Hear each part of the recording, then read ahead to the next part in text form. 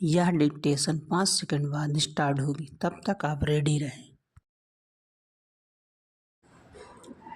Ready start. उपाध्यक्ष महोदय, वित्त मंत्री को देश की आर्थिक स्थिति और निर्धनता के संबंध में जितनी जानकारी प्राप्त होती है उतनी किसी अन्य मंत्री को संभव नहीं होती बजट बनाते समय। वैसे तो बजट में आय व्यय का ब्यौरा होता ही है, लेकिन मूल रूप में देश की आर्थिक नीतियों में किस प्रकार का परिवर्तन हो तथा किस मार्ग पर वह देश को चलाना चाहती है, सरकार का लक्ष्य क्या है, इन सब नीतियों का बजट में विवरण होता है। हमारे वित्त मंत्री चाहे जिस पद पर भी रहे हो, चाहे वे मुख्यमंत्री रहे हो या केंद्रीय सरकार में रहे हो, उन्होंने शानदार काम किया। जिस समय उन्होंने बजट प्रस्तुत किया उस समय देश को और विशेष रूप से गरीबों को उनके से बहुत सी आशाएं थी।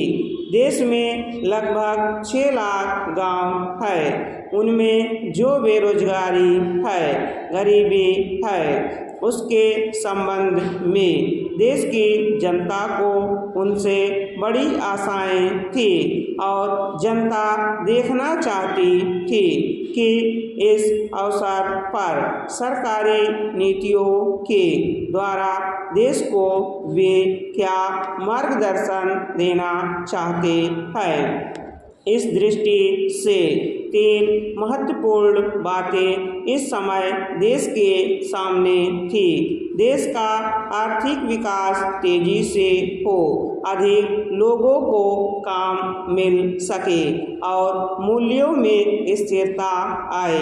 जहां तक इन 3 उद्देश्यों का संबंध है, हमने देखा कि उस ओर कुछ प्रयत्न हुए हैं। विशेष रूप से गरीबी हटाओ के संबंध में इस देश में जो चर्चा चल रही है, इस बजट में कुछ सीमा तक उसका उल्लेख मिलता है, क्योंकि जितने भी प्रत्यक्ष कर लगे हैं वे ज़्यादातर धनी लोगों पर और विशेष रूप से शहर के लोगों पर लगाए गए हैं। इस तरह से जो एक प्रकार की आर्थिक असमानता हमारे देश में चल रही है, उसको दूर करने का प्रयत्न अवश्य किया गया है।